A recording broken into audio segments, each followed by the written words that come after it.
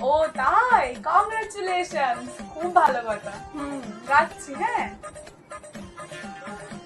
জানিস রানীর মেয়ে নাকি ইঞ্জিনিয়ার হয়েছে। কি এই যুগে আমাকে ইঞ্জিনিয়ার হয় নাকি? বল তাহলে, কোথায় ব্লগার হবে, টিকটকার হবে, তা না ইঞ্জিনিয়ার হয়েছে। ছি, সত্যি। এই সর্বাণীর ছেলে দেখাশোনা করে বিয়ে করেছে। কি ও, এই যুগে কে দেখাশোনা করে বিয়ে করে? 2-3টে প্রেম না করলে এই যুগে কেউ মেনে নেবে? কোথায় ছেলে মানুষ 10-12টা প্রেম করবে তারপরে বিয়ে করবে, তা না, দেখাশোনা করে বিয়ে করে দিল। হ্যাঁ চল বাদ দে। এই স্ত্রী, জানিস কালকে কি হয়েছে? কি হয়েছে? কালকে একটা বিয়ে বাড়িতে গেছি, ওইখানে গিয়ে দেখি পূর্ণিমার মেয়ে আছে না, হ্যাঁ।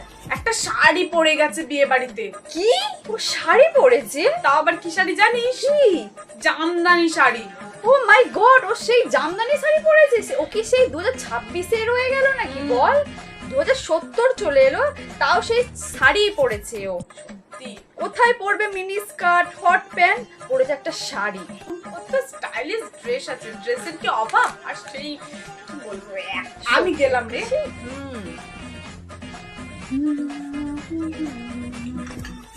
এই দেখ না, আমার কিছুদিন হলো ইউটিউবে ফলোয়ার সব কমে যাচ্ছে, কি করবো বলতো? তোকে একটা আইডিয়া দিচ্ছি, শোন।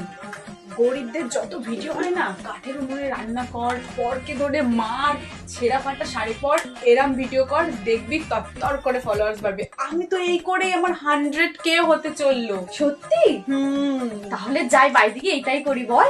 যা কর, আর ফলোয়ার্স বাড়লে আমায় বলবি কিন্তু, পার্টি দিতে হবে। ঠিক আছে তাহলে যাই। হ্যাঁ চল, বাই। চল, টাটা।